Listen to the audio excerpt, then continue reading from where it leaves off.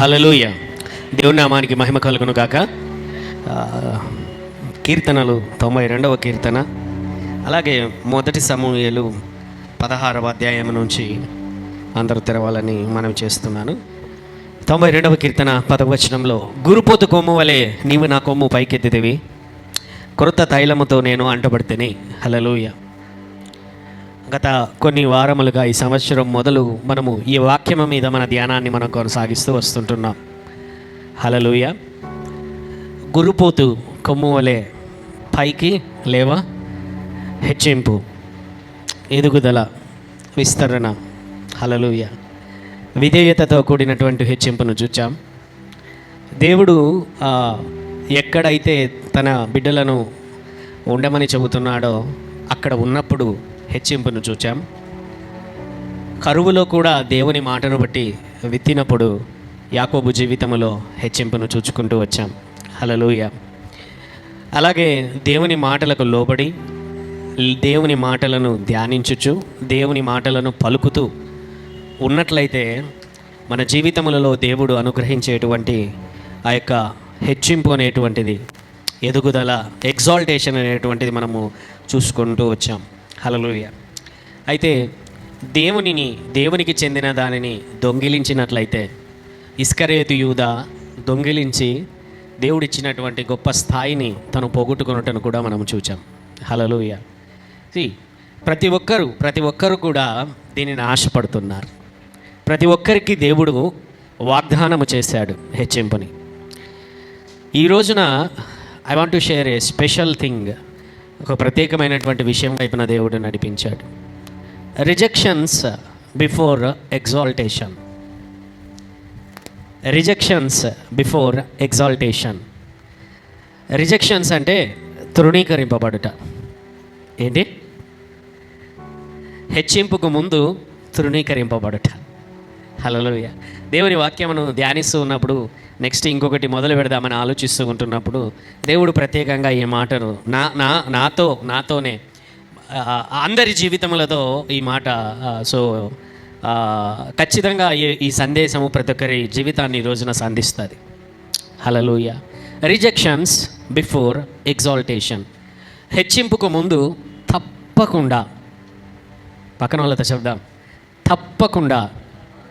హెచ్చింపుకు ముందు తప్పకుండా నువ్వే తృణీకరింపబడతావు, తక్కువ చేయబడతావు, అవమానించబడతావు, నష్టపోతావు, ఇబ్బందులు పడతావు. పాస్టర్ గారు పద్దనే వచ్చే ఆశీర్వాదం ఇవ్వమంటే ఇదేంటి పాస్టర్ గారు? హల్లెలూయా. వాక్యం అదే చెప్తా ఉంది. వాక్యం అదే చెప్తావు. హల్లెలూయా. ప్రతి ఒక్కరూ హెచ్చింపబడతారు కాక. ఆమేన్. ఆ హెచ్చింపుకు ముందు ప్రతి ఒక్కరి జీవితములలో తృణీకరింపబడుట అనేటువంటి ఒక స్టాప్ గుండా మనం వెళ్ళాల్సిందే. హల్లెలూయా. ఒక మలుపు గుండా, ఒక లోయ గుండా, లేకపోతే ఒక అరణ్య ప్రయాణము, ఒక ఎడారి ప్రయాణము, ఒక సముద్ర ప్రయాణము, తప్పకుండా ఈ తృణీకరింపబడుట అనేటువంటి దాని ద్వారానే మనం వెళ్ళాల్సిందే. హల్లెలూయా. తృణీకరింపబడుట అనేది ఈ మన హెచ్చింపులో ఖచ్చితముగా ఇమిడి ఉండేటువంటి పదార్థం. ఖచ్చితంగా ఉంటుంది. 100% ఉంటుంది. 100కు 100+ ఉంటుంది. అందులో ఏ విధమైనటువంటి సందేహం కూడా నువ్వు పెట్టుకొనవద్దు.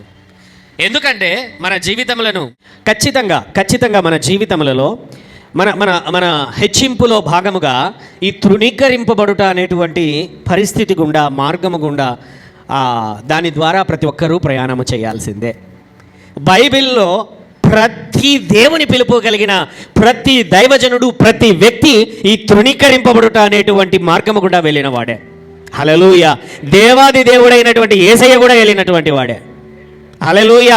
ప్రతి ఒక్కరు కూడా దేవుని మాటను పొందుకున్న ప్రతి ఒక్కరు కూడా, దేవుని పిలుపును అందుకున్న ప్రతి ఒక్కరు కూడా, దేవుని మాట మీద బ్రతకాలి అనుకుంటున్న ప్రతి ఒక్కరు కూడా, దే గోస్ త్రూ రిజెక్షన్. హల్లెలూయా. నువ్వు ఎంత మంచివాడివైనా, ఎంత యథార్థవంతుడవైనా, నువ్వు ఎంత నీతిమంతుడవైతే అంత ఎక్కువగా రిజెక్షన్. హల్లెలూయా. అరే మీకు అర్థమవుతుందని చెప్తుండేది.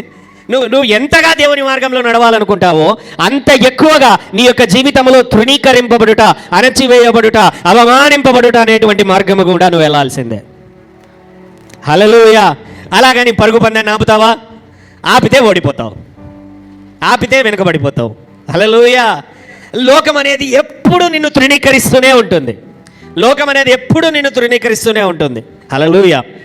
ఎలాగ తృణీకరిస్తుందో ఒక చిన్న కథల ద్వారా నేను వివరిస్తాను.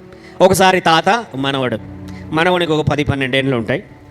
తాత ఇద్దరు గాడిద తీసుకొని పోతా ఉన్నారు. ఏంటి? గాడిద తీసుకొని పోతా ఉన్నారు. హల్లెలూయా. ఒకడు ఎంబడి పడ్డాడు. ఒకడు పోతా గాడిద తర్వాత తాత మనవడు నడుచుకుంటా పోతా ఉన్నారు. ఒకడు వచ్చాడు. వచ్చి, ఏమయ్యా బుద్ధి లేదా, పిల్లోని నడిపిస్తానవే, గాడిద ఉంది కదా ఖాళీగా. ఏమి? మనలో ఒకడే. ఎవరు? మనలో ఒకడే వచ్చి ఏం చేశాడంటే, గాడిద ఖాళీగా ఉంది కదా, పిల్లోనన్నా ఎక్కించకూడదా ఎండపోతున్నా సో అని అనగానే, అవును కదా అని చెప్పి తాత ఏం చేశాడంటే, పిల్లోడు ఎండ ఉంది సరే, ఈ ముసలాయనకు 65-70 సంవత్సరాలు ఉంటాయి. ఏం చేశాడంటే గాడిదని ఎక్కించాడు పిల్లోని. ముందుకు పోతా ఉంది గాడిద. ముసలాయన నడుస్తూ ఉన్నాడు, గాడిద మెల్లగా ముందుకు పోతూ ఉంది. అంత బాగానే ఉంది. ఇంకొక కిలోమీటర్ ముందుకు పోయినారు. కిలోమీటర్ ముందుకు పోయేసరికి ఇంకొకటి ఎదురైనాడు. ఏమయ్యా బుద్ధి ఉందా లేదా నీకు? ఏమే? చిన్న పిల్లోడు వాడైతే చిన్న కాళ్ళతో బాగా మెల్లగా నడుచుకుంటూ పోతాడు, నువ్వు ముసలోడివి, నీకు ఆరోగ్యం చూసుకోవాలా, వాడిని దింపేసిండేది నువ్వు ఎక్కువ అన్నాడు అనమాట. ఏమన్నాడు? కరెక్టే కదా. ముసలాయన మామూలుగా బస్సుల్లో పోయేటప్పుడు మనము ముసలోళ్ళు వస్తే ఏం చేస్తాం? కూర్చోబెడతాం కదా. పిల్లోడు రెండు నిలబడలేరా పిల్లోని చిన్న కాళ్ళు అని అంటామా లేదా? అట్లనే ఒకడు అనేసరికి ఏం చేశాడు, ఇదేదో బాగానే ఉంది, అవును లేక చిన్నపిల్లోడు కదా పర్వాలేదులే అని చెప్పి పిల్లోని దింపేసి ముసలోడు ఎక్కాడు. ఎక్కిన తర్వాత ఇంకొక కిలోమీటర్ పోయారు. ఇంకొకడు ఎదురయ్యాడు. బుద్ధి ఉందా లేదా, చిన్నపిల్లోని నడిపించుకుంటా నువ్వు గాడిద ఎక్కావు అన్నాడు వాడు. ఏమి? బుద్ధి ఉందా లేదా, చిన్నపిల్లోని నడిపించుకుంటా నువ్వు? హల్లెలూయా. అంటే గాడిద ఖాళీగా ఉన్నా ఎవడో ఒకడు వచ్చి ఒక మాట అన్నాడు. గాడిద మీదకి పిల్లోడెక్కినా, ఆఖరికి పిల్లోని దింపి ముసలోడెక్కినా. హల్లెలూయా. ఇంకేం చేయాలి ఇప్పుడు? ఏం చేయాలి చెప్పండి? ఇద్దరికి కూర్చోవాల. ఇంకా ముసలాయన ఏం చేశాడనంటే, ఓన్లే కదా ఇంక దిగితే తిడతా అన్నారు, ఎక్కితే తిడతా అన్నారు, ఇద్దరు ఎక్కి కూర్చుందాం అనుకున్నాడు. ఇద్దరు ఎక్కారు గాడిద మీద, ఇద్దరు ఎక్కారు. ఇంకొక కిలోమీటర్ పోయింది గాడిద. ఇంకొకటి ఎదురయ్యాడు. హల్లెలూయా. ఇంకొకటి ఎదురయ్యాడు. బుద్ధి ఉందా లేదా, గాడిదలు రెండు ఎక్కి గాడిద మీద కూర్చున్నాయి, దాని బరువు ఎవడు గాడిద మోయాలంటే అవుతుందా అని ఇంకొకటి తిట్టాడు. అంత బరువు గాడిద మోయాలంటే అవుతుందా అని మళ్ళీ ఎవరు అయ్యుండొచ్చు. హల్లెలూయా. ఆయన తెచ్చాడు. ఇద్దరు ఎక్కి దాన్ని హింసిస్తున్నారు మీరు అని చెప్పి. హల్లెలూయా. అంటే ఒకటి, నువ్వు మంచి చేయాలనుకొని, లేకపోతే సాధారణంగా ఉన్నా, లేకపోయినా, నువ్వు చేస్తూ ఉన్నా, చెయ్యకపోయినా, నువ్వు ఎలాగ ఉన్నా, ఎవడో ఒకడు నిన్ను తృణీకరించేవాడు ఖచ్చితంగా మన జీవితాలలో ఎదురవుతారు. హల్లెలూయా. నువ్వు చేసినా, హల్లెలూయా, నువ్వు చేయకపోయినా, హల్లెలూయా, నువ్వు చేస్తూ ఉన్నా, ప్రతి ఒక్కరి జీవితంలో ఇది ఎదురవుతూనే ఉంటుంది. నువ్వు హెచ్చింపబడుతూ ఉంటే నిన్ను లాగాలనుకునే వాళ్ళు నిన్ను తృణీకరిస్తుంటారు. నువ్వు కింద అలాగనే ఉంటే, నువ్వు ఏమీ చేత కావడం లేదా, ఇంకా పెళ్లి కాలేదా, ఇంత ఏజ్ వచ్చింది, ఇంకా పిల్లలు పుట్టలేదా, ఇంకా చదువు అయిపోలేదా, ఇంకా పాస్ కాలేదా, పాస్ అయితే మంచి మార్కులు రాలేదా? హల్లెలూయా. లేకపోతే ధనవంతులు దరిద్రులను తృణీకరించుట, లేకపోతే దరిద్రులు ధనవంతులని దరిద్రులు ధనవంతులను తృణీకరించరా? ఎందుకు తృణీకరించరు? వారికి కొవ్వు ఎక్కువైందని అంటారు, నడిమంత్రం సిరి వచ్చింది, కొమ్ములు వచ్చినాయని అంటారు. అవునా కాదా? సాధారణంగా ఇప్పుడు చాలా చోట్ల మనం చూస్తుంటాం, ఒకే క్లాసులో బాగా చదువుకున్న వాళ్ళు ఉంటారు, అదే క్లాసులో స్నేహితులు అంతంతగా చదవని వాళ్ళు ఉంటారనమాట. ఈ ఈ మధ్యకాలంలో బ్యాక్ బెంచర్స్ వాళ్ళు గొప్పగా ఏదేదో చేస్తారు అని అదేదో సీరియళ్ళల్లో, సినిమాలలో, వెబ్ సిరీస్లో అక్కడ ఇక్కడ అంతా కూడా టామ్ చేస్తూ ఉంటాను. వెనకాల కూర్చొని చదువు లేకపోయినా కూడా ఎదిగిపోతారని నేను చూసిన వాళ్ళల్లో సరిగా చదువు లేని వాళ్ళు కిందనే ఉన్నారు, సరిగా హల్లెలూయా బాగా చదువుకున్న వాళ్ళు ఉన్నతంగానే ఎదుగుతూ పోతూ ఉన్నారు. అలాగని చెప్పి వెనకలు ఉండేవాళ్ళు వెనకలా లేరు, ముందరుండేవాళ్ళు హల్లెలూయా. అంటే ప్రతి ఒక్కరు కూడా నువ్వు చేసేటువంటి పనిని తృణీకరించుతూనే ఉంటారు. బాగా గుర్తుపెట్టుకోనండి. అంతే మా టీం ఇప్పుడు యూత్ ఉన్నారు, ఒక 20 మంది ఉన్నారు. ఎక్కడన్నా భోజనానికి పోతారు, హోటల్కి పోతారు, 19 మందికి నచ్చుతుంది, ఒకరికి మాత్రం అది నచ్చదు ఫుడ్. ఎట్లుందిరా ఫుడ్ అనగానే అందరూ బాగుందని అంటాడు, ఒకడు మాత్రం ఏమంటాడు హల్లెలూయా. 19 మందికి నచ్చదు, వానికి ఒక్కరికే సూపర్ అంటాడు. హల్లెలూయా. అంటే ఎలా ఉంటుంది అని అంటే బాగా గమనించండి. ప్రతి ఒక్కరు కూడా తృణీకరింపబడతారు. అత్తలు కోడళ్ళ చేత, కోడళ్ళు అత్తల చేత, ఫ్రెండ్స్ వారికంటే ఉన్నతమైన వారి చేత, వారికంటే తక్కువ ఉన్నటువంటి వారి చేత వారు, వీరి చేత వారు. అంటే ప్రతి ఒక్కరి జీవితములలో this rejection became a part of life.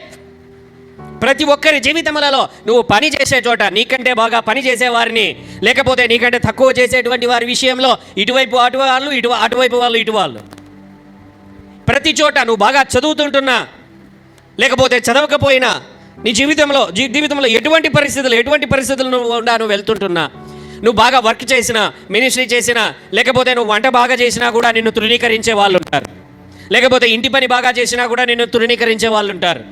Hallelujah. Rejection is a part of life. తృణీకరింపబడుట అనేది ప్రతి ఒక్కరి జీవితములలో అది ఒక భాగములాగా అది ముందుకు సాగుతూనే ఉంటుంది. నువ్వు ఎంత ఎంత ఎత్తుకు నువ్వు వెళ్ళా, నువ్వు ఎంత నీతిగా ఎంత యథార్థంగా ఉన్నా, నీ యొక్క జీవితంలో ఆ తృణీకరింపబడుట, రిజెక్షన్ అనేది it's a part of life, it's a part of exaltation.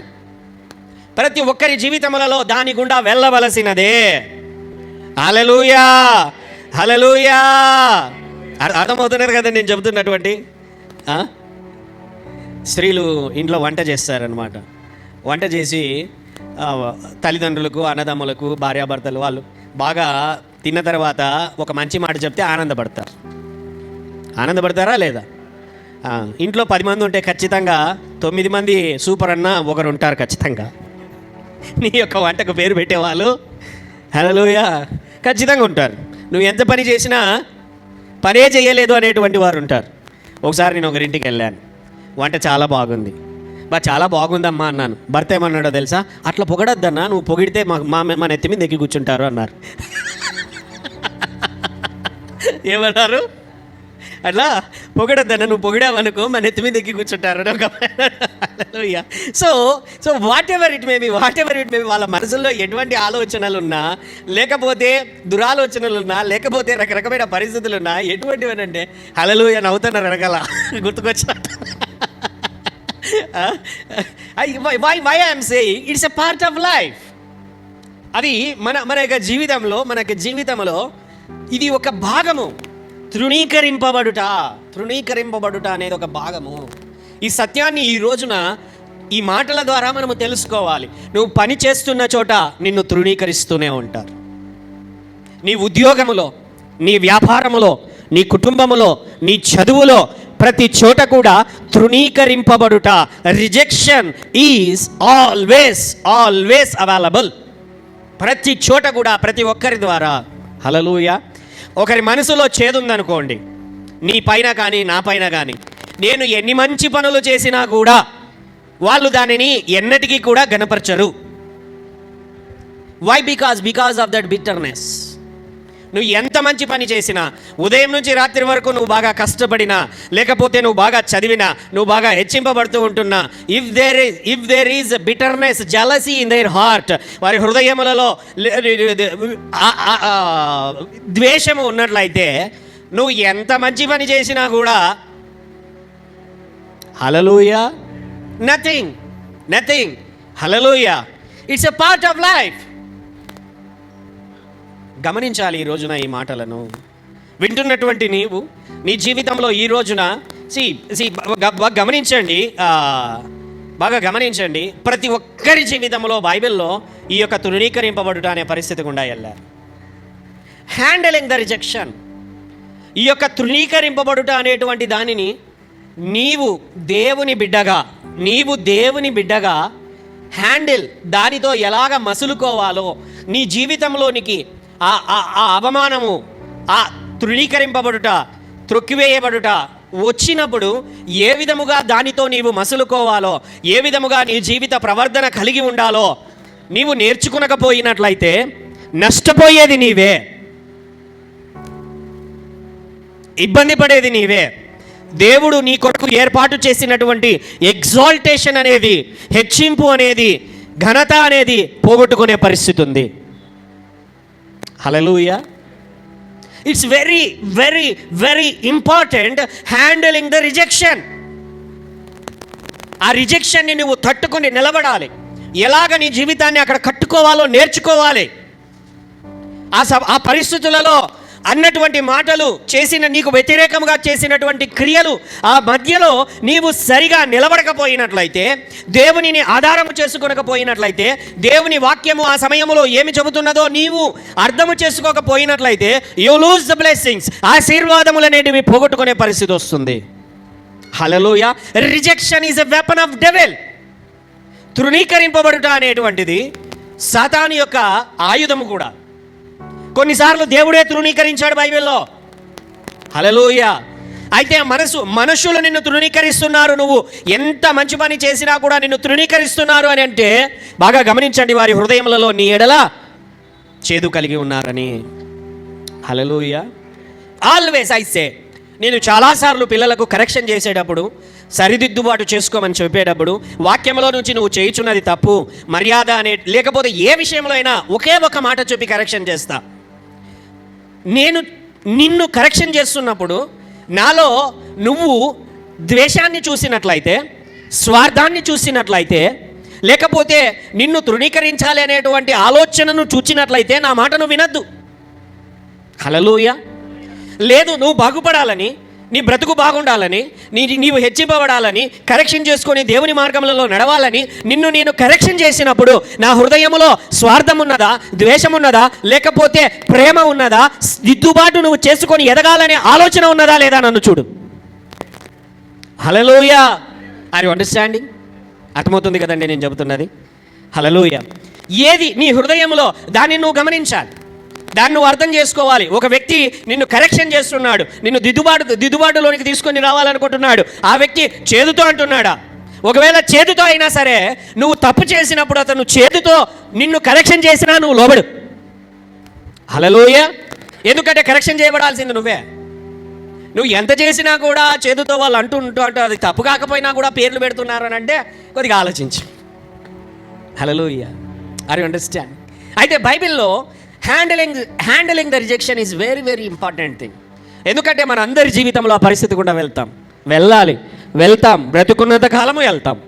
వెళ్ళినటువంటి సమయంలో తప్పకుండా దానిని ఏ విధంగా దానితో ఉండాలో మనము నేర్చుకునకపోయినట్లయితే నష్టపోతాము. బైబిల్లో ఒక సంఘటన దగ్గరికి నేను తీసుకొని వెళ్తానండి.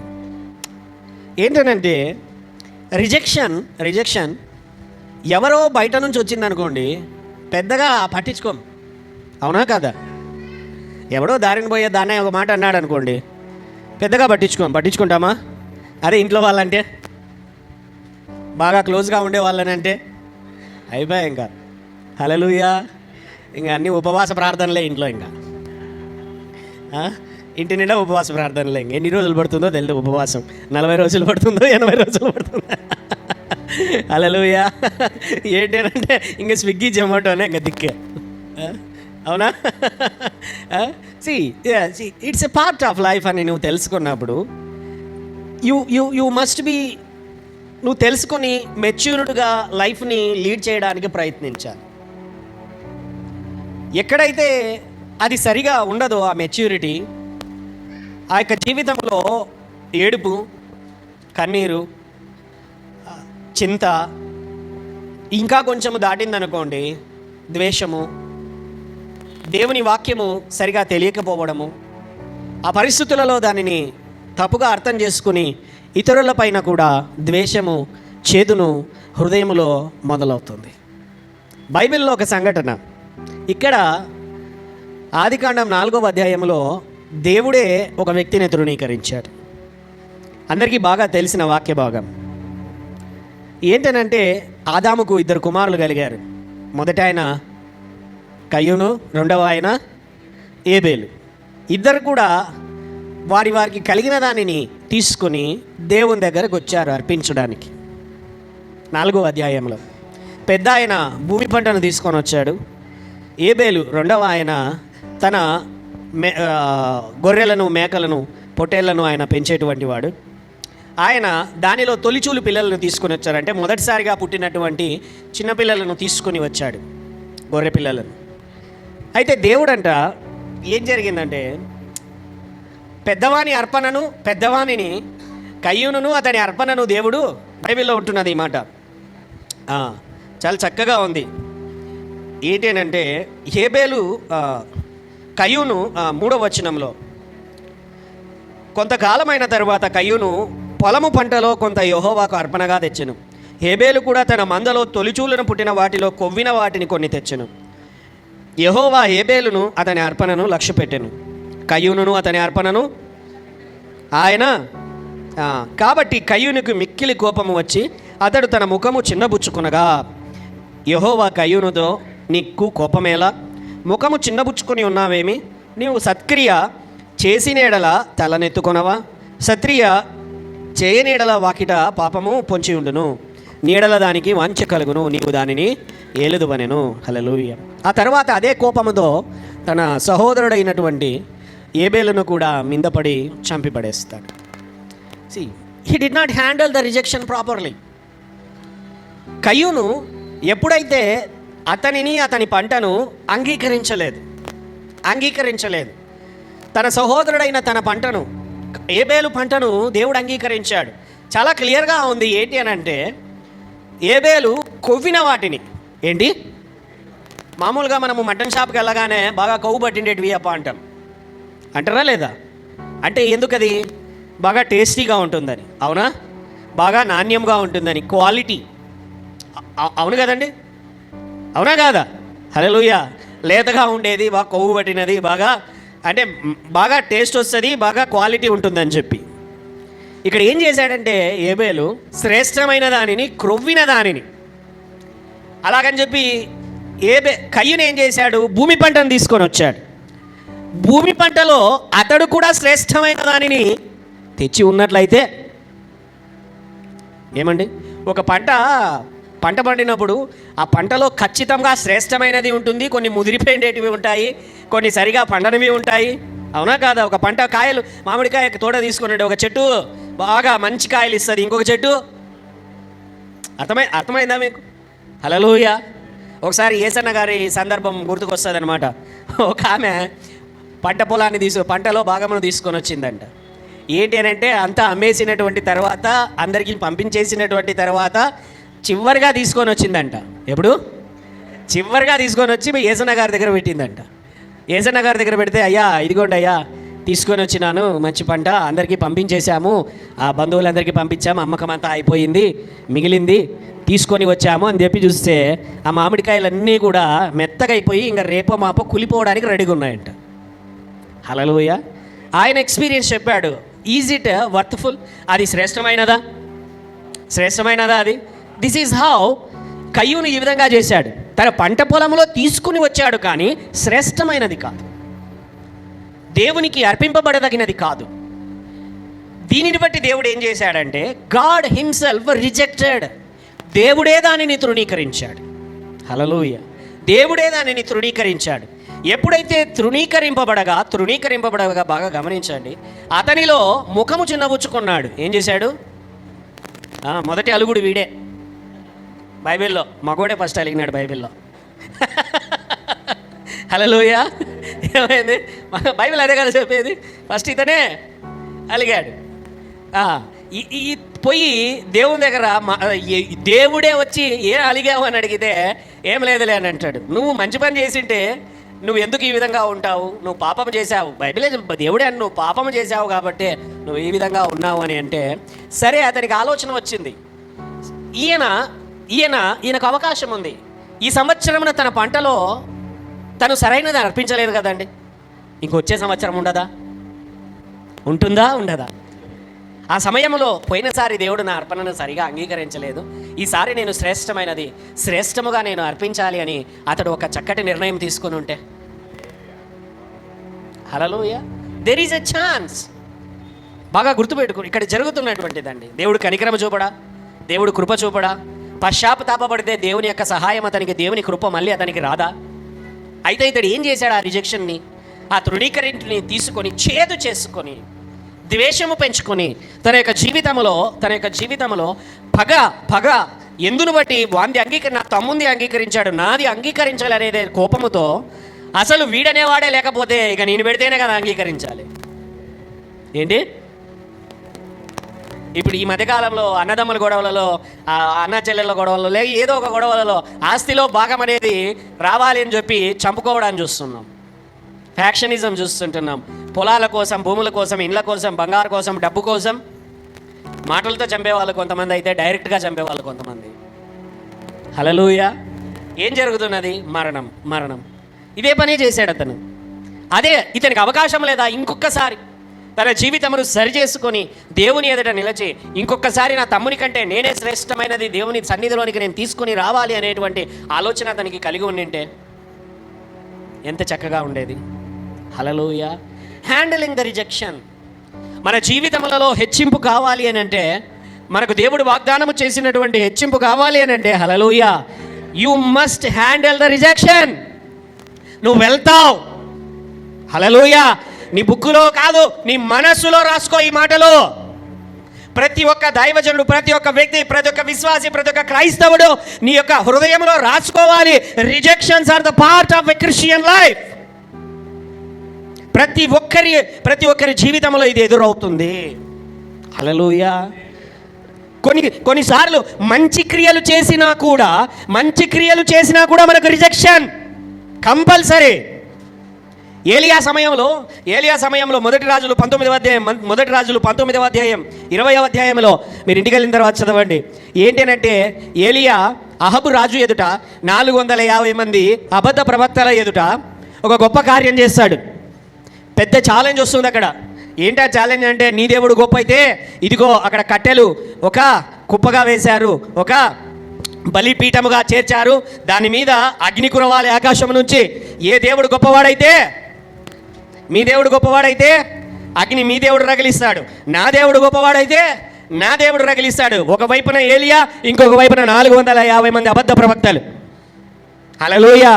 ప్రొద్దుటి నుంచి సాయంత్రం వరకు 450 మంది ప్రవక్తలు అందరూ కూడా పూజలు చేస్తున్నారు, లేకపోతే వ్రతాలు ఆచరిస్తూ ఉన్నారు, లేకపోతే పొర్లుదండాలు పెడుతుంటున్నారు, లేకపోతే కొరడాలతో కొట్టుకుంటున్నారు, ఓ బయలా అంటున్నారు, ఓ అన్య దేవతలారా రండి దింపండి, అగ్నిని దింపండి అంటే, ఒక పక్కన ఏలియా కాలు మీద కాలేసుకొని ఆ రాయి మీద కూర్చొని, వానికి చూడేమన్నా ఉంది ఒక గట్టిగా, వానికి చెవులు ఉన్నాయి, వానికి వినపడదు కదా, వాడు ఒక రాయి కదా, వాడు ఏమంటున్నాడు? చెవులున్నాయి, హల్లెలూయా, నోరుంది ఉన్నా కూడా వాడు మాట్లాడలేడు, కళ్ళున్నాయి అయినా వాడు హల్లెలూయా కొంచెం గట్టిగా నిద్రపోతున్నాడేమో, బిర్యానీ తిన్నాడేమో. హల్లెలూయా. ఏలియా ఒక వైపున కూర్చొని వెటకారంగా వాళ్ళని చూసి, హల్లెలూయా, అంతా అయిపోయింది. వాళ్ళు చేసినంత సమయం ఉదయం నుంచి సాయంత్రం వరకు అంతా చేశారు. సాయంత్రం కాల సమయంలో ఏలియా, సరే మీ టర్మ్ అయిపోయింది, ఇక నా టైం అని చెప్పి, సరే దాని చుట్టూ బాగా నీళ్లు పోయండి, కట్టెల మీద నున్నగా డ్రమ్ములు నీళ్లు పోశారు. నీళ్లు పోసిన తర్వాత చెక్ చేయండి, ఆ చెక్ కూడా చేశారు. హల్లెలూయా. వెళ్ళాడు, ప్రభువా ఆకాశం నుండి అగ్ని దింపు, నువ్వు నిజమైన దేవుడు అని లోకానికి తెలియజేయని ఒక 2 నిమిషాలు ప్రార్థన చేశాడు. హల్లెలూయా. వెంటనే పరలోకం నుంచి అగ్ని దిగిరాగా, హల్లెలూయా, పరలోకము నుంచి అగ్ని దిగిరాగా సమస్తము అక్కడ ఉంటున్న బలిపీఠం మీద ఉంటున్న కట్టెలన్నీ, ఆ తర్వాత దాని మీద ఉంచినటువంటి శల్యం అంతా, శరీరం, ఆ యొక్క జంతువు యొక్క శరీరం అంతా కాలిపోయినటువంటి తర్వాత ఆ 450 మంది మంచి కార్యమా కాదా దేవుని వాక్యములో? అయితే ఆ 450 మందిని రాజు అక్కడ ఉంటున్న ప్రజలు అందరూ పట్టుకొని ఆ ప్రజలందరూ చంపిపడేస్తారు, నరికేస్తారు వాళ్ళని, అక్కడే చంపిపడేస్తారు. చంపిపడేసినటువంటి తర్వాత ఈ విషయము రాజు భార్యకు తెలుస్తుంది, ఆమె అన్యురాలు. వెంటనే ఈయన చేసినది మంచి కార్యమైనా వెంటనే రేపు సూర్యుడు అస్తమించే లోపల అతనిని నిన్ను చంపలేదనంటే ఆమె ప్రతిజ్ఞ చేస్తుంది. హల్లెలూయా. మంచి పని నువ్వు చేసిన, సువార్త నువ్వు చెబితే నీకు ఎదురయ్యేది రిజెక్షనే. నువ్వు 10 మందికి యేసుని గురించిన వార్త చెబితే నీకు ఎదురయ్యేది తృణీకరింపబడితే. పాస్టర్ గారు వాళ్ళు ఎంత చెప్పినా వినడం లేదండి, వినకపోతే ఇంకొకరి దగ్గరికి పోయి చెప్పు. హల్లెలూయా, హల్లెలూయా. చాలామంది మా కుటుంబీకులందరూ నమ్ముకోవాలండి, వాళ్ళనే ఫస్ట్ రక్షించుకోకపోతే ఇంకా మిగతా వాళ్ళని ఎట్లా అంటే నేను రక్షించుకునేది, వాళ్ళు ఫస్ట్ రారండి. హల్లెలూయా. ఫస్ట్ వాళ్ళు రారు, తర్వాతనే ఎప్పుడో దేవుడు తాకినప్పుడు మనం వెళ్ళిపోయిన తర్వాత వస్తారు. మన ప్రార్థనలంతా దేవుడు విన్న తర్వాత మనం దేవుని దగ్గరికి పోయిన తర్వాత వాళ్ళు ఎప్పుడో వస్తారు. ప్రార్థన చేయి, ప్రయత్నించు. అయితే వాళ్ళు వినడం లేదు, వాళ్ళ కొరకు వాళ్ళు అనేటువంటి ఆలోచన పక్కన పెట్టు. హల్లెలూయా. ఇతరులే ఇంకా త్వరగా యేసు దగ్గరికి రాగలరు. ఆమేన్. Handle the rejection properly. మన జీవితంలో ఎదురయ్యేటువంటి తృణీకరింపును జాగ్రత్తగా మనము ఎదుర్కొనకపోయినట్లయితే మన జీవితంలో ఆశీర్వాదములను, దేవుడిచ్చిన వాగ్దానమును పోగొట్టుకునే పరిస్థితి ఉంది. ఈరోజు ఈ మాటలు వింటున్నటువంటి మీరు తప్పక మన జీవితములలో handle the rejection properly. Rejections before exaltation is compulsory. తప్పకుండా అది ఉంటుంది. ఒక వ్యక్తి జీవితం దగ్గరికి వెళ్దామండి. బైబిల్లో 1 సమూయేలు 16వ అధ్యాయం. అందరూ కూడా నా పైన దృష్టి పెట్టాలి. 1 సమూయేలు 16వ అధ్యాయం. అసలు చెప్పాలనంటే ఈయన జీవితం అందరికీ బాగా తెలుసు. ఈయన ఎన్నుకుంటే ఏంటనంటే కళ చెబితే వాళ్ళ నాన్న కూడా గద్దించాడు, వాళ్ళ అన్నదమ్ములు తృణీకరించారు, తర్వాత అమ్మివేశారు. ఫరో రాజు దగ్గర ఆ పరిస్థితి అంతా మనకు తెలుసు. హల్లెలూయా. సో మెనీ ఇయర్స్ బైబిల్లో అలాగే ఇంకొక వ్యక్తి ఉన్నాడు. 1 సమూయేలు 16వ అధ్యాయం. ట్రిబుల్ కొంచెం పెంచు. 1 సమూయేలు 16వ అధ్యాయం. 1 సమూయేలు 16వ అధ్యాయం 6వ వచనం 12వ వచనం నేను చదువుతానండి. దావీదు, మనము కొద్దిసేపు ఈయన జీవితాన్ని మనం ధ్యానించుకుందాం. సో మెనీ టైమ్స్, అనేక మార్లు తన జీవితంలో ఈ తృణీకరణను అతను ఎదుర్కొన్నాడు. చాలాసార్లు ఏంటి అని అంటే మనకు ఉద్యోగం ఇచ్చిన యజమానుల దగ్గర, వ్యాపారం ఇచ్చినటువంటి పైన ఉన్నటువంటి వారిపైన, మన పైన ఉన్నటువంటి వారే మనల్ని ఎక్కువగా తృణీకరిస్తుంటారు. Handle the rejection, it is a part of life. ఇంకా చెప్పాలంటే కొన్నిసార్లు దేవుడే నిన్ను ఆ పరిస్థితి గుండా తీసుకొని వెళ్తాడు. బైబిల్ చెబుతుంది 7 సార్లు మట్టి మూసలో శుద్ధి చేయబడిన వెండిలాగా దేవుని వాక్యం శుద్ధిపరచబడుతుందండి. అలాగే ఏంటి అని అంటే మన లైఫ్స్లో కూడా దేవుడు నిన్ను హెచ్చింపులోనికి తీసుకొని వెళ్తున్నటువంటి క్రమములో, ఆ హెచ్చింపు స్థానములో ఒక శుద్ధి చేయబడిన క్రైస్తవుడు, ఫిల్టర్డ్ క్రిస్టియన్ ఆ స్థాయిలోనికి వెళ్ళగలడు. హల్లెలూయా. కొన్నిసార్లు మనం ఒక మాట అంటాం, కనకపు సింహాసనం మీద సునకము కూర్చుండబెట్టినా ఇంకా తర్వాత నాకు తెలియదు అది. ఆ ఒక్క మాట అన్నమాట, కనకపు సింహాసనం మీద సునకం.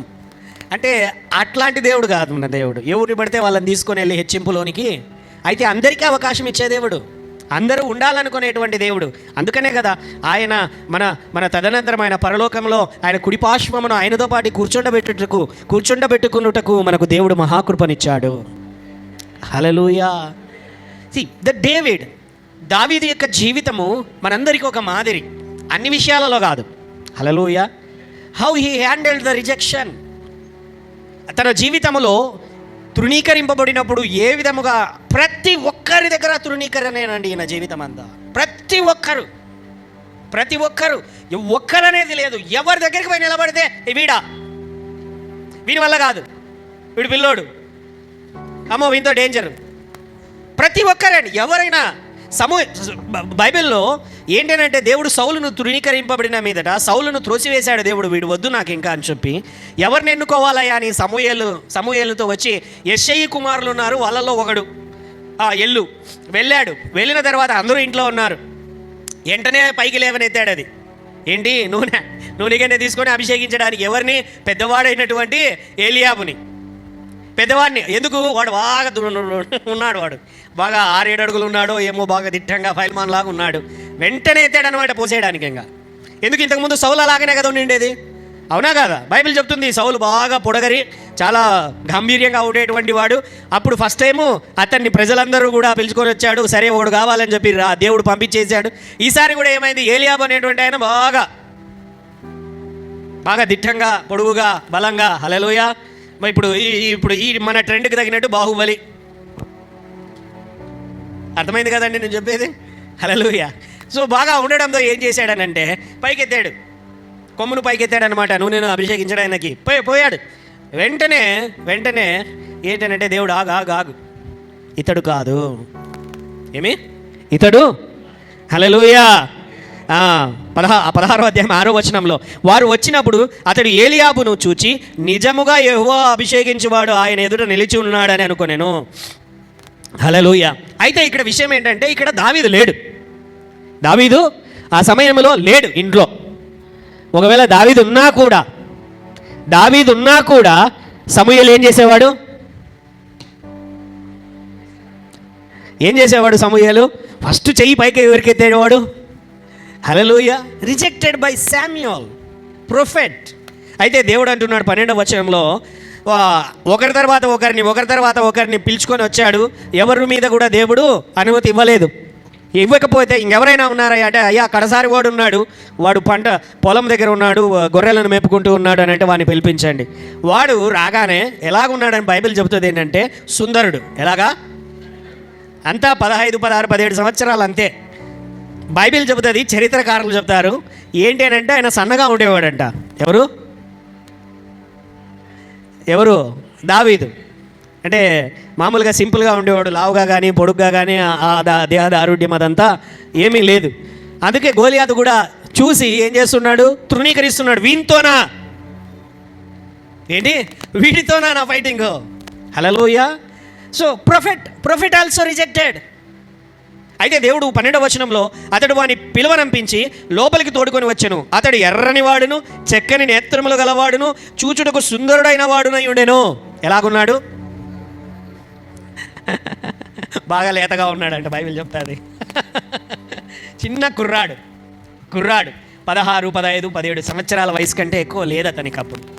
అలాగుంటే బైబిల్ చెప్తుంది, అతడు రాగానే నేను కోరుకున్నవాడు ఇతడే. బైబిల్ చెప్తున్నా, దేవుడు చెప్తున్నాడు, నేను కోరుకున్నవాడు ఇతడే, నీవు లేచి వానిని అభిషేకించమని యెహోవా సెలవీయగా. హల్లెలూయా. అంతవరకు లేదండి, అంతవరకు లేదు. అంతవరకు కూడా ఎవరని చాలా సస్పెన్స్గా సాగింది అక్కడ పరిస్థితి. అయితే రాగానే సమూయేలు చూచి, వీడేంటబ్బా వీడు ఎర్రగా ఉన్నాడు, సన్నగా ఉన్నాడు, తెల్లగా ఉన్నాడు, లేకపోతే బుర్రగా ఉన్నాడు, ఈడు ఎలాగా రాజు? అందుకనే సమూయేలును బట్టి దేవుడు ఏమంటున్నాడంటే, పై రూపాన్ని లక్ష్య పెట్టద్దు సమూయేలు, పై రూపాన్ని నువ్వు లక్ష్య పెట్టద్దు, నేను కోరుకున్నవాడు ఇతడే. హల్లెలూయా, హల్లెలూయా. నేను ధర్మవరంలో చెప్తానండి ఎలా ఉంటుందంటే, మనుషులం కదా, ధర్మవరంలో చర్చికి రూమ్ ఎదగడానికి ప్రయత్నిస్తున్నాం అనమాట. ఒక ఆయన నార్మల్ అండి, ఎలా అంటే ఒక అటెండర్ డ్రెస్ వేసుకున్నాడు, అంటే మామూలుగా బట్టలు కొద్దిగా మాసిన బట్టలు వేసుకున్నాడు. చాలా చిన్న స్కూటీ మీద, స్కూటీ ఎంత ఉంటుందో దానిపైన వచ్చాడు, చాలా చిన్నగా ఉంటుంది అది, దాని మీద వచ్చాడు. ఫోన్ చేసామన్నమాట, ఏదో నెంబర్ చూసి, అన్నా ఇట్లా దీని మీద మీ నెంబర్ ఉంది ఈ రూమ్ దగ్గర, పంపించండి అంటే పంపిస్తున్నాను సార్ అని చెప్పి పంపించాడు. సరే వచ్చాడు. వచ్చినటువంటి తర్వాత ఆ వ్యక్తిని చూసిన తర్వాత నార్మల్గానే మాట్లాడుతున్నాను అనమాట. అన్నా ఏం పరిస్థితి, ఇది రెంట్కి ఇది అంటే, అది 20,000 30,000 అంటే అంతలో లేదు, ఒక 4-5,000 6,000లో మాకు రూమ్, ఒక 50 మంది కూర్చునే రూమ్ ఉంటే సరిపోతుంది, అట్లాంటివి ఏటివైనా ఉంటే చెప్పండి మీ దగ్గర ఉందా లేదా అని అంటే, ఒక 4-5 ఇండ్లు చూపించాడు. 4-5 చోట్లకి తిప్పితే ఏమనుకుంటామండి మనము? మీడియేటరో బ్రోకర్ అనుకుంటాం కదా కామన్గా. హల్లెలూయా. అలాగనే అనుకున్నాం. తర్వాత పెద్ద లాడ్జ్ కూడా చూపించాడు. కింద ఒక రూమ్ ఖాళీ ఉంది సార్, లాడ్జిల దగ్గర పెట్టలేమయ్యా అన్నాం అనమాట, చర్చ్ కదా. తర్వాత స్కూల్ చూపించాడు, స్కూల్ బిల్డింగ్ చూపించాడు. ఈడ కూడా పెట్టలేము సార్, మా సౌండ్లు వస్తాయి అన్నాను. తర్వాత ఏదో గదులు ఉండే రూమ్ చూపించాడు, ఆడ కూడా పెట్టలేమన్నా, అది ఒక గది సరిగా లేదు, అది సౌండ్ కానీ మాట్లాడడానికి కాదు అని చెప్తే, తర్వాత చివరిగా వాళ్ళ ఇంటి దగ్గర ఒక హాల్ మాదిరిగా చూపించాడు. అది ఫైనలైజ్ చేస్తే ఓనర్తో మాట్లాడాలన్నా, ఇది బాగా నచ్చింది అని అంటే, నేనే సార్ ఓనరు అన్నాడు అనమాట. ఏంటి, ఒక స్కూల్ బిల్డింగు, ఒక పెద్ద లాడ్జు, కొన్ని ఇండ్లు అన్నీ చూపించినటువంటి తర్వాత ఆయనకి ఇంకా తర్వాత ఎంక్వైరీ చేసే తెలిసింది దాదాపుగా 100 కోట్ల పైన ఆస్తుంది ఆయనకి. 100 కోట్ల పైన, వాస్తవం చెప్తున్నా, 100 కోట్ల పైన ఆస్తుంది. హల్లెలూయా. పై రూపమును చూచి హల్లెలూయా. ఎందుకంటే ఆ ఏరియాలో రేట్లు లాగున్నాయి, మెయిన్ రోడ్డుకు ఉంది, పెద్ద లాడ్జ్ ఉంది, పెద్ద స్కూల్ ఉంది, ఇంకెక్కడెక్కడెక్కడ ఏమేమి చేసినాడు ముస్లిమ్స్ ఆయన. సో హల్లెలూయా. సో అంటే పై రూపమును చూచి త్వరగా మనము అంచనా వేస్తాం. అయితే సమూయేలు కూడా ఇక్కడ పొరపాటు పడ్డాడు. అయితే మనుషుల రూపమును చూచి తృణీకరింపబడుట. Samuel rejected David. ఆ తర్వాత కొంతగా అభిషేకించి వెళ్ళిపోతాడు సమూయేలు. దేవుడు చెప్పాడు, చేశాడు, వెళ్ళిపోయాడు, ఇంక అంతే, సమూయేలు పని అయిపోయింది. ఇంకా తర్వాత కనపడ్డు సమూయేలు, ఇంకెక్కడా కనపడ్డు ఇంకెక్కడ. హల్లెలూయా. ఇంకా ఆ తర్వాత సమయం వచ్చింది, వాళ్ళ నాన్న వాళ్ళ అన్నల దగ్గరికి పంపించాడు. యుద్ధంలో ఉన్నారు వాళ్ళు, ఏదైనా తీసుకొని తినడానికి పోయి ఇచ్చేసిరా అని అంటే వెళ్ళాడు. అక్కడికి వెళ్ళేసరికి మొత్తం అందరూ కూడా గట్లు కట్టారు, ముట్టడించారు. ఒకవైపున ఫిలిష్తీయులు, గోలియాతు, ఇంకొక వైపున ఇశ్రాయేలు సైన్యము, రాజు ఉన్నాడు. చూశాడు దావీదు. అక్కడ చూడగానే ఏం జరుగుతూ ఉంది అని అడిగితే, అయ్యా ఇట్లా గోలియాతు అనేటువంటి వాడు వచ్చాడు, యుద్ధానికి ఛాలెంజ్ చేస్తున్నాడు. అయితే ఇక్కడి నుంచి ఎవడు కూడా వెళ్ళి 40 రోజులైంది ఇప్పటికే, ఎవడు కూడా ఛాలెంజ్ని స్వీకరించేటువంటి వాడు లేడు. హల్లెలూయా. మరి ఏంటి అని అంటే, ఎవరైతే వాడిని జయిస్తారో వానికి రాజు కుమార్తెనిచ్చి పెళ్లి చేస్తాడంట. వాళ్ళ ఇంటి మీద ఉన్న ట్యాక్స్లు, అంటే ఇంట్లో ఎంతమంది ఉంటే వాళ్ళందరూ జీవితకాలం ట్యాక్స్ ఫ్రీ. ఏమి అంటే జిఎస్టీలు లేవు, టీడీఎస్లు లేవు, హల్లెలూయా, ఇన్కమ్ ట్యాక్స్లు లేవు, ఏమీ లేవు, ట్యాక్స్ ఫ్రీ. వాళ్ళ ఫ్యామిలీ మొత్తం, అన్నదమ్ములు ఎంతమంది ఉన్నా, అక్కచండ్రులు ఎంతమంది ఉన్నా వాళ్ళందరూ కూడా రాజుకు పన్ను కట్టాల్సినటువంటి పని లేదు. అంత మాత్రమే కాదు, రాజ దర్బారులో, రాజ్యంలో మంచి స్థానం ఇస్తాడంట. అల్లుడు ట్యాక్స్ ఫ్రీ, ఉన్నతమైనటువంటిది. హల్లెలూయా. మనోడు ఏం చేస్తున్నాడనంటే, ఇది నిజమేనా కాదా అని చెప్పి 2-3 దగ్గర ఎంక్వైరీ చేశాడు. ఎంక్వైరీ చేస్తున్న సమయంలో వాళ్ళ అన్న వచ్చాడు. వాళ్ళ అన్న వచ్చి సమూయేలు 17వ అధ్యాయం 1 సమయం 25వ వచనంలో, వానిని చంపిన వానికి రాజు బహుగా ఐశ్వర్యము కలుగజేసి తన కుమార్తెనిచ్చి పెళ్లి చేసి వాని తండ్రి ఇంటి వారిని ఇశ్రాయేలులలో స్వతంత్రులుగా చేయననగా 28వ వచనంలో, అతడు వారితో మాట్లాడున్నది అతని పెద్దన్నయ్యకు ఏలియాబునకు వినబడగా, ఏలియాబునకు దావీదు మీద కోపము వచ్చి అతనితో, నీవిక్కడికి ఎందుకు వచ్చితివి? అరణ్యములోని ఆ చిన్న గొర్రె మందును ఎవరి వశము చేసితివి? నీ గర్వమును నీ హృదయపు చెడుతనమును నేను ఎరుగుదును, యుద్ధము చూచుటకే కదా నీవు వచ్చితివా? నేను ఏమంటున్నాడు వాళ్ళన్న? హల్లెలూయా. బాగా గుర్తుపెట్టుకోండి, మన కుటుంబమే మన వైపున మనకు కష్టం వచ్చినప్పుడు నిలబడుతుంది. మన కుటుంబమే చాలాసార్లు మనల్ని తృణీకరిస్తుంది. హల్లెలూయా. మన కుటుంబంలో మనల్ని ప్రేమించే వాళ్ళు మన వైపున నిలబడతారు. మనల్ని పైన చేదు కలిగిన వారు, ద్వేషము కలిగినటువంటి వారు మనల్ని ఏదో ఒక మాట అంటూనే ఉంటారు. హల్లెలూయా. చిన్న లేదు, పెద్ద లేదు, అంతా ఒకటే ఇక్కడ. హల్లెలూయా. ఇక్కడ ఏం జరిగింది? వాళ్ళ అన్న వచ్చాడు, విన్నాడు. వీళ్ళ అన్న చూశాడు కదా పోసిండేది, వీళ్ళ అన్న మీద పడాల్సిండేది వాని మీదకి పోతే బాధ. వీళ్ళ అన్న మీద పడాల్సినటువంటి రాజరికము భాగ్యము తమ్ముని మీదకి పోతే ఉండదా ఇంకా? హల్లెలూయా. అయితే చేదో ఏమో తెలియదు కానీ వాళ్ళ అన్న కూడా ఏం చేస్తున్నాడంటే తృణీకరించాడు. వదిలేసి వచ్చావా, గాలికి వదిలేసి వచ్చావా అక్కడ పని చేయకోకుండా? హల్లెలూయా. తెలుసు నువ్వు ఎందుకు ఇవన్నీ చేస్తున్నావో నాకు తెలుసు. హల్లెలూయా. నేనేమనలేదు, ఊరికైనా అడిగినానని చెప్పి పక్కకి వెళ్ళిపోయాడు. మరీ అందరి దగ్గర వాకప్ చేసి ఆఖరికి పలానా వాడు నేను కొడతాను, నేను చంపుతాను అంటున్నాడంటే రాజు దగ్గరికి పోతే రాజు కూడా తన వస్త్రములు ఇస్తాడు. నువ్వు చిన్న రాజు అంటున్నాడు. ఫస్ట్ సమూయేలు తిరస్కరించాడు, తర్వాత వాళ్ళ అన్న తిరస్కరించాడు. ఇప్పుడు రాజు అంటున్నాడు ఏంటి అని అంటే, అయ్యా నువ్వు బాలుడివి, నీకు యుద్ధం రాదు, వాడు దెబ్బకు చంపేస్తాడు అని అంటే, అయ్యా నేను సింహాన్ని చంపాను, లేకపోతే ఎలుగుబంటిని చంపాను, అలాగనే వీడిని చంపుతాను, నా బట్టలు వేసుకో. ఆ బట్టలు వేయగానే దాంట్లో దూరిపోతున్నాడు, బట్టలన్నీ జారిపోతున్నాయి. ఎందుకంటే సౌలు 6-7 ఫీట్. హల్లెలూయా. ఈయన పడతాయా మరి బట్టలు? హల్లెలూయా. పట్టవు కదా. ఒక 1 year 2 years డిఫరెన్స్ అయితే పడతాయి, అంత పెద్దవి ఎట్లా పడతాయి? పట్టే పరిస్థితి లేదు. అయితే వెళ్ళినటువంటి తర్వాత ఆఖరికి ఏమంటున్నాడంటే సౌలు ఈ ఫిలిస్తీని ఎదుర్కొని వానితో పోట్లాడుటకు నీకు బలము చాలదు, నీవు బాలుడవు, వాడు బాల్యం నుండి విద్యాభ్యాసం చేసిన వాడని దావీదుతో. హల్లెలూయా. గోలియాతు కూడా 42వ వచనంలో 17వ అధ్యాయం 42వ వచనంలో 17వ అధ్యాయం 42 చుట్టూ పారజూచి దావీదేలి నిలబడ్డాడు గోలియాతు దగ్గర నిలబడినప్పుడు గోలియాతు పారజూచి ఇలాగా చూసి, ఎందుకంటే మనోడి చేతిలో కత్తి లేదు, లేకపోతే ఆర్మర్ లేదు, ఏంటంటే సోల్జర్స్ మామూలుగా కత్తి ఫైటింగ్ హెల్మెట్ ఏమీ లేదు. ఏముందయ్యా, ఏముంది? ఏమీ లేదు. కర్ర పట్టుకొని పోయాడు. దానికి తోడు ఏమిటో క్యాటర్ పిల్లర్, మన మాటల్లో వడిసెల రాయి పెట్టుకుని పోయాడు. అదొకటే వడిసెల రాయి కనపడుతుంది, ఏడాది తగలేసుకుని ఉంటాడు, అది ఏం ఉపయోగం లేదు, కనపడదు. కర్ర పట్టుకొని వచ్చాడు. వస్తే దావీదుతో చుట్టూ పారజూచి కనుకొని, ఇక్కడ చాలా క్లియర్గా రాయబడిందండి 42వ వచనంలో, అతడు బాలుడై ఎర్రటి వాడును రూపసినై ఉండుట చూచి. ఎలాగున్నాడు?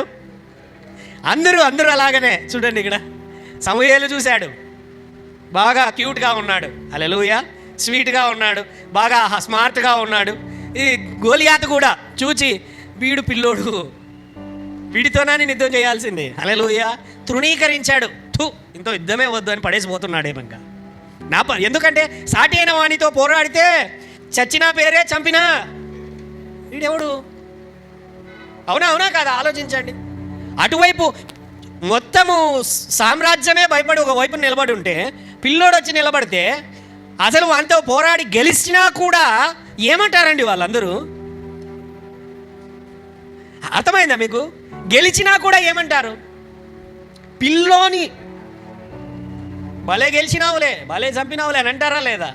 హల్లెలూయా. చెస్ ఛాంపియన్ ఉన్నాడు విశ్వనాథన్ ఆనంద్. ఇప్పుడు నేను ఆయనతో పోటీ పడ్డా, ఆయన గెలిచాడు నాతో. అసలు ఆడడానికి ఒప్పుకుంటాడు ఆయన?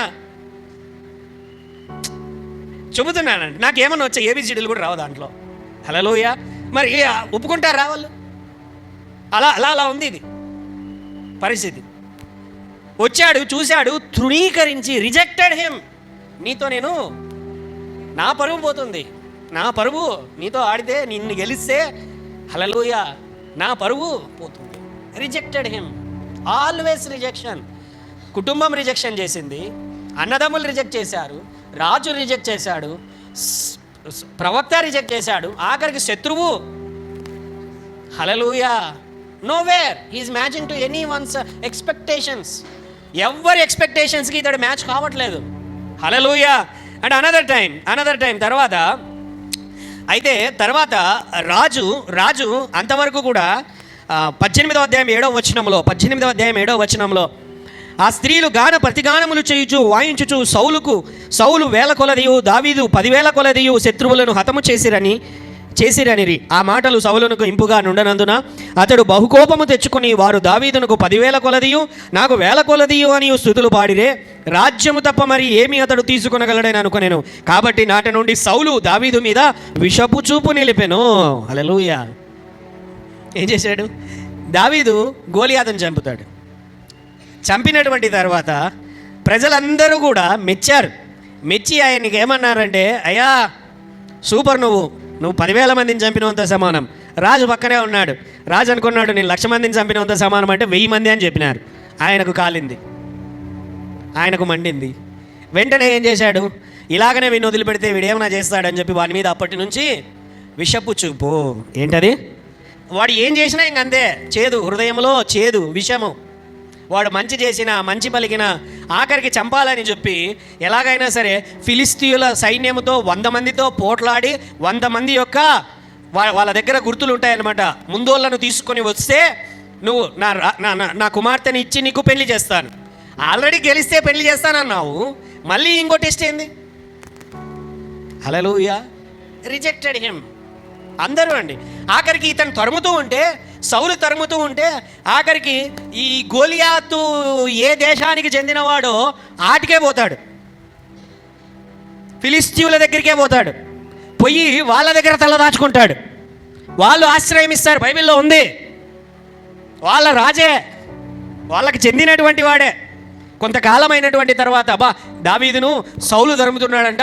అట్లాగైతే సౌలు ఒకప్పుడు మనోళ్ళనే ఎదిరించి గెలిచినటువంటి వాడు, మన వైపున ఉంటే ఇప్పుడు మనకు బలం కదా అని చెప్పి అతనికి స్థానం ఇస్తాడు. సిక్లగు అనేటువంటి చోటన నువ్వు నీ జనమందరూ ఉండండి అయ్యా అని చెప్పి తన సైన్యానికి స్థానం ఇస్తాడు. ఇచ్చినటువంటి తర్వాత ఇప్పుడు ఈ రాజ్యాలన్నీ కలుసుకొని ఫిలిస్తీయులు మళ్ళీ సౌలు మీదకి పోవాలని ప్రయత్నిస్తారు, సౌలుతో యుద్ధం చేయాలని ప్రయత్నిస్తారు వీళ్ళు మళ్ళీ. ఆ సమయంలో దావీదు కూడా వెళ్తాడు. సరే మీ వైపున నేను యుద్ధం చేస్తాను, ఇప్పుడు మీ మాట వింటాను, నేను న్యాయంగానే ఉంటానని అన్నా కూడా అక్కడ ఏం జరుగుతుందంటే 1 సమూయేలు 29వ అధ్యాయం 4వ వచనం, 29వ అధ్యాయం 4వ వచనం, అందుకు ఫిలిస్తీయుల సర్దారులు అతని మీద కోపపడి, ఈ మనుష్యుని నీవు నిర్ణయించిన స్థలమునకు తిరిగి పోనిమ్ము, అతడు మనతో కలిసి యుద్ధమునకు రాకూడదు, యుద్ధమందు అతడు మనకు విరోధి అవునేమో, దేని చేత అతడు మన యజమానినితో సమాధానపడును, మనవారి తలలను ఛేదించి తీసుకొని పోవుట చేతనే కదా అని తన యజమానినితో సమాధానపడును. హల్లెలూయా. ఏమంటున్నాడండి? ఫిలిస్తీ అందరూ కూడా క్యాబినెట్ మీటింగ్ ఏర్పాటు చేసుకున్నారు. ఆ టైంలో దావీదు కూడా అక్కడే కూర్చొని ఉన్నాడు. ఏంటయ్యా దావీదు కూడా అని అంటే, దావీదు అక్కడికి పోయిన తర్వాత ప్లేట్ ఫిరాయిస్తే సౌలుతో అక్కడ మళ్ళీ చెయ్యి కలిపితే, చెయ్యి కలపాలంటే సౌలు కండిషన్ పెట్టచ్చు. ఏం కండిషను? ఇక్కడ ఉంటున్నటువంటి సర్దారులు ఉన్నారు, ఫిలిస్తీయులు ఉన్నారు, వాళ్ళ తలకాయలు తీసుకొని రా, నిన్ను నేను స్వీకరిస్తాను అని అంటే అప్పుడు మన పరిస్థితి ఏమి? కామన్ సెన్సే, వాళ్ళు బాగానే ఆలోచించారు. హల్లెలూయా. అయితే దావీదు నీతిమంతుడు అతను. ఒకవేళ దేవుడు కొన్నిసార్లు మనము తీసుకునేటువంటి నిర్ణయాలలో తప్పుడు నిర్ణయాల నుంచి కొన్నిసార్లు దేవుడే తప్పిస్తాడండి. ఈ వాక్యం ధ్యానం చేస్తున్నప్పుడు ఒక మాట మాట్లాడాడు. ఒకవేళ దావీదు సౌలుతో యుద్ధానికి వెళ్ళింటే ఇశ్రాయేలు ప్రజలందరూ కూడా దావీదును తృణీకరించేవారు, దావీదు సరైన వానిగా అంగీకరించేవారు కాదు. ఎందుకో తెలుసా? తన ప్రజలతో యుద్ధము చేయుచున్నాడు కదా, అవునా కాదా? అప్పుడు ఏమైపోతుంది? దావీదుకు బ్యాడ్ విల్ వస్తుందా లేదా? ఖచ్చితంగా వస్తుంది. సౌలును చంపచ్చు. అయితే ఎవరు రాజు అవుతారు ఇజ్రాయేలు దేశానికి? ఫిలిస్తీయుల రాజే. హల్లెలూయా. అయితే అక్కడ షెల్టర్ తీసుకుంటున్న రెఫ్యూజీ లాగా, తరమబడిన వాడిలాగా, పరదేశీలాగా వెళ్ళాడు. హల్లెలూయా. కొన్నిసార్లు రిజెక్షన్ మంచిదే. హల్లెలూయా. Rejection changes your way. తృణీకరింపబడుట అనేది నీ జీవితంలో మార్గమును, దేవుని ద్వారమునది తెరుస్తుంది. హల్లెలూయా. తృణీకరింపబడ్డావా? కొన్ని సమయాలలో నీవు తృణీకరింపబడి నీ ఉద్యోగము పోవచ్చు, నీవు అణచివేయబడవచ్చు, నిన్ను పక్కన పెట్టవచ్చు, నీ మాటకు విలువ లేకపోవచ్చు. హల్లెలూయా. అయితే దేవుని పైన విశ్వాసం ఉంచు, దేవుడే నిన్ను నడిపించేటువంటి వాడు. హల్లెలూయా. ఇశ్రాయేలు ప్రజలు ఇతని తృణీకరించి ఇతన్ని పంపించేశారు. ఈయన ఇక్కడ క్యాబినెట్ మీటింగ్ జరుపుకొని వచ్చే లోపల ఏమైనదంటే, సిక్లగు అనే చోట వేరే వారు వచ్చి నాశనము చేసేసి తనకు కలిగిన వారినంతా, స్త్రీలనంతా, పిల్లలనంతా, వాళ్ళకు కలిగినటువంటి సంపదనంతా తీసుకొని వెళ్ళిపోయారు, కాల్చిపడేశారు, నాశనం చేసేశారు. వెంటనే అక్కడ ఉంటున్నటువంటి దావీదు యొక్క సేవకులందరూ, దావీదు యొక్క సోల్జర్స్ అందరూ, సైనికులందరూ కూడా దావీదు మీదకి రాళ్ళెత్తారు కొట్టడానికి. Rejected by his own soldiers. తన యొక్క రాజ్యములో తన యొక్క సైనికులు కూడా తనను తృణీకరించి చంపాలని చూశారు. బైబిల్లో వాక్యం దగ్గరికి 30వ అధ్యాయం 6వ వచనము, దావీదు మిక్కిలి దుఃఖపడెను, మరియు తమ కుమారులను బట్టి కుమార్తెలను బట్టి జనులందరికీ ప్రాణము విసిగినందున రాళ్ళు రువ్వి దావీదును చంపుదము రండని వారు చెప్పుకొనగా, దావీదు తన దేవుడైన యెహోవాను బట్టి ధైర్యము తెచ్చుకొనెను. ఆమేన్. హల్లెలూయా.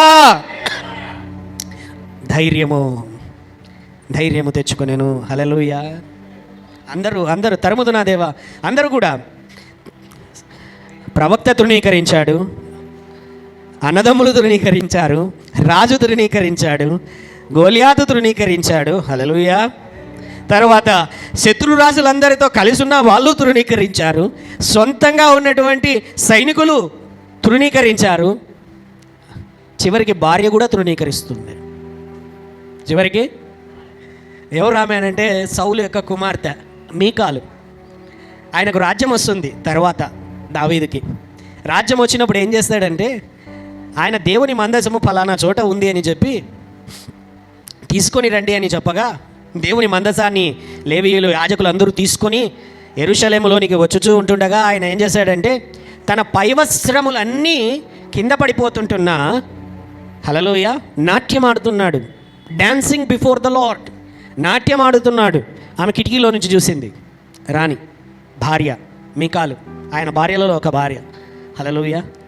ఆయన మందసమును ఒక చోట పెట్టి ఇంటిలోకి అందరినీ కూడా పలకరించడానికి వచ్చాడు. అందరూ రాణులు దాసులు అందరూ ఉంటున్నారు. ఉన్నప్పుడు ఆమె అంటున్నది కదా, హల్లెలూయా, 2 సమూయేలు 6వ అధ్యాయం 20 వచనం, 2 సమూయేలు 6వ అధ్యాయం 20 వచనంలో చివరిగా ఈ మాటను చెప్పి ముగిద్దాం. 2 సమూయేలు 6వ అధ్యాయము 20 వచనంలో, తన ఇంటి వారిని దీవించుటకు దావీదు తిరిగి రాగా సౌలు కుమార్తెయగు మీకాలు దావీదుని ఎదుర్కొన బయలుదేరి వచ్చి హీన స్థితి గల పనికత్తెలు చూచుచుండగా, ఎవరు? హీన స్థితి గల పనికత్తెలు చూచుచుండగా వ్యర్థుడొకడు తన బట్టలు విప్పివేసినట్లుగా ఇజ్రాయేలీలకు రాజువైన నీవు నేడు బట్టలను తీసివేసేంత ఘనముగా కనబడితివని అపహాస్యము చేసినందున. ఏం చేసినది ఆమె? అందరి ముందర అవమానిస్తూ ఉంది. ఎందును బట్టి? దేవుని ఎదుట, హల్లెలూయా, దేవుని ఎదుట నాట్యమాడుటను బట్టి, దేవుని ఎదుట సంతోషించుటను బట్టి. బాగా గమనించండి స్త్రీలారా, లోకమంతా తృణీకరించిన భార్యగా నీ భర్త వైపున నిలబడాల్సిన బాధ్యత నీది. హల్లెలూయా. లోకమంతా తృణీకరించిన భర్తలారా, నీ భార్య వైపున నిలబడాల్సిన, ఆమె పొరపాటు చేసిన, హల్లెలూయా, పొరపాటు అంటే మించినవి కాదు, తెలియనటువంటి పొరపాట్లు చేయాల్సినటువంటి బాధ్యత ఎవరిది? నిలబడాల్సిన బాధ్యత ఎవరిది? హల్లెలూయా, ఎవరిది? భార్యకు భర్త, భర్తకు భార్య. నిలబడినప్పుడే ఆ కుటుంబం చక్కగా నిలబడుతుంది. తప్పక ఎన్ని పరిస్థితులు వచ్చినా, ఎన్ని మాటలు ఉన్నా, అన్నదమ్ముల మధ్య, అక్కచెల్లెళ్ళ మధ్య, కుటుంబములో పరిస్థితుల మధ్య నీవు నిలబడవలసినదే. దేవుడు అటువంటి బాధ్యతను ప్రతి భార్యకు ప్రతి భర్తకు ఇచ్చాడు. హల్లెలూయా. ఆదికాండములో మొదటగానే దేవుడు ఆదాము అవ్వను తయారు చేసినప్పుడే తన తల్లిని తండ్రిని విడిచి, ఏమిటండి, గట్టిగా విడిచి, ఫస్ట్ విడిచి, తర్వాత అదే ఏంటి, విడిచి. ఈ మాట చెప్పాలంటే కష్టం కదా మన ఇండియన్స్కి. హల్లెలూయా. అది వేరే టాపిక్, మరి మాట్లాడదాం. అయితే నిలబడవలసినటువంటి బాధ్యత ప్రతి ఒక్కరికి ఉంది. అయితే ఇక్కడ తన భార్య ఏం చేస్తున్నదంటే అందరి ముందర ఒక రాజుని తన భర్త మాత్రమే కాదు, తన భర్త మాత్రమే దేవుని ఎదుట, దేవాది దేవుని ఎదుట ఆయన అంటున్నాడు కదా, నీ తండ్రిని తృణీకరించి అల్పునైన నన్ను ఇంత గొప్ప రాజ్యముని ఇచ్చినటువంటి నా దేవుని ఎదుట నేను నాట్యమాడుట బదుడను కానా? ఆయన అంటున్నాడు అదే మాటలోనండి. ఆ దావీదు 21వ వచనంలో, దావీదు నీ తండ్రిని అతని సంతతిని విసర్జించి ఇశ్రాయేలును తన జనుల మీద నన్ను అధిపతిగా నిర్ణయించుటకై నన్ను ఏర్పరచుకుని యెహోవా సన్నిధిని నేను ఇలాగు చేసి తిని యెహోవా సన్నిధిని నేను ఆట ఆడి తిని, ఇంతకంటే మరీ ఎక్కువగా నేను తృణీకరింపబడి నా దృష్టికి నేను అల్పుడనై నీవు చెప్పిన పనికెత్తెల దృష్టికి గనుడు నగుదునని మీకాలుతో అనెను. మరణము వరకు సౌలు కుమార్తె అగు మీకాలు పిల్లలను. హల్లెలూయా. ఏం జరుగుతున్నది ఇక్కడ? ఇంతకంటే నీచమైన పర్వాలా, నా దేవుని దగ్గర నేను ఆడేదే. హల్లెలూయా. గట్టిగా చప్పట్లు కొట్టి హల్లెలూయా. నాట్యం ఆడే వాళ్ళని బట్టి హల్లెలూయా. నువ్వు ఇంతకంటే అవమానమైన పర్వాలే, దేవుని కొరకు నేను బ్రతికేదే. నన్ను అవమానించినా నేను దేవుని కొరకే బ్రతుకుతా, నన్ను త్రోసివేసినా నా దేవుని కొరకే నేను బ్రతుకుతా, నన్ను అణచివేసినా నా దేవుని కొరకే నేను బ్రతుకుతా. This is the handling of the rejection. దేవుడు నీకు తోడుగా ఉన్నాడు. అన్నదమ్ములు తృణీకరించారు, ప్రవక్తలు తృణీకరించారు, రాజులు తృణీకరించారు, శత్రువులు తృణీకరించారు, సొంత ఇంటి వారు, ఆఖరికి భార్య కూడా తృణీకరించినప్పటికీ దావీదు అంటున్నటువంటి మాట, అయితే అయింది, నా దేవుని ఎదుట నేను నాట్యమాడుదును, నా దేవుని కొరకు నేను బ్రతుకుదును. ఎవరు ఏమి అనుకున్నా, డబ్బును బట్టి నిన్ను తృణీకరించిన, ఆస్తిని బట్టి నిన్ను తృణీకరించిన, ఉద్యోగమును బట్టి, వ్యాపారమును బట్టి, కుటుంబమును బట్టి, హల్లెలూయా, ఏది ఏమైనాను సరే నా దేవునిని బట్టి, ఎందుకంటే నిన్ను హెచ్చించేటువంటి వాడు ఆయనే. దావీదు అంటున్నాడు కదా, అధిపతిగా నన్ను హెచ్చించాడు. అల్పుడనైనటువంటి గొర్రెల కాపురనైనటువంటి నన్ను అధిపతిగా రాజ్యమును అనుగ్రహించినటువంటి దేవుడు, హెచ్చించినటువంటి దేవుడు. Handle the rejection and trusted the lord. దేవుని ఎదుట ఎల్లప్పుడూ తను విశ్వాసమును విడిచిపెట్టలేదు, తృణీకరింపబడినప్పటికీ ఆయన బైబిల్లో యేసయ్య అంటున్నాడు కదా, తృణీకరింపబడిన రాయే మూల రాయే అయిందంట. హల్లెలూయా. Corner stone. ఈ దినాలలో అంటే పిల్లర్లు వేస్తున్నారండి, కడ్డీలంతా పెట్టి.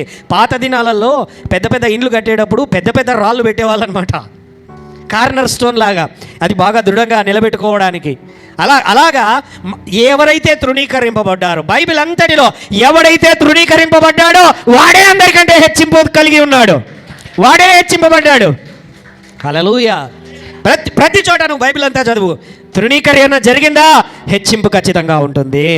నీ యొక్క జీవితంలో దేవుని వాగ్దానమును పట్టుకొని నువ్వు వెళ్తున్నటువంటి క్రమంలో నీకు తృణీకరింపు అనేటువంటిది సర్వసాధారణమే. అయితే హెచ్చింపు దేవుడే అనుగ్రహించువాడు. కనులు మూసుకొని యేసు వైపును చూచుచు, worship you Lord Jesus, worship you Lord God. అయా వందనాలు చెల్లిస్తుంటున్నాము తండ్రి, నమ్మదగిన దేవుడవు తండ్రి, కృప చూపేటువంటి దేవుడవు దేవా, ఆశ్చర్యకరుడమైనటువంటి వాడవు.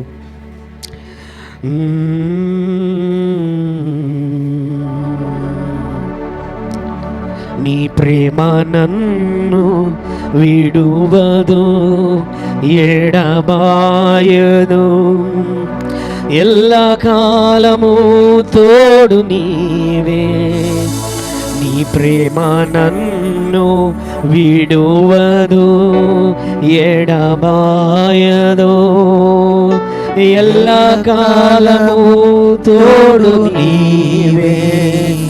నమ్మదగిన యేసయ్యా, కృతజ్ఞతాస్తుతులు నీకే. నమ్మదగిన యేసయ్యా, కృతజ్ఞతాస్తుతులు నీకే. కృతజ్ఞతాస్తుతులు నీకే. Thank you lord. అయ్యా అయ్యా నీకు వందనాలు అయ్యా. ఏ పాటి వాడమని మేము మమ్ము హెచ్చించుచున్న వాడవు. ఎవరైతే తక్కువ చేసి మాట్లాడారో, అవమానించారో వారి ఎదుట రాజరికపు హెచ్చింపును దయచేసేటువంటి వాడవు నాయన, రాజరికపు హెచ్చింపును దయచేసేటువంటి వాడవు. నీ ప్రజల అధిపతిగా చేసినటువంటి వాడవు అయ్యా. అయ్యా నీవే సహాయం చేయము తండ్రి, నీవే సహాయం చేయము. నీ ప్రజలు దర్శించుము తండ్రి, నీ ప్రజలను దర్శించుము దేవా, నీ ప్రజలను దర్శించుము, బహుగా దర్శించుము తండ్రి, బహుగా దర్శించు. అణచివేయబడ్డారయ్యా, కృంగిపోయారు తండ్రి, అయితే నీవు తోడుగా ఉండుము. దావీదు కృంగిన సమయములో, అణచివేయబడిన సమయంలో కన్నీరు కార్చాడయ్యా. అవమానముల మీద అవమానములు వచ్చినప్పటికీ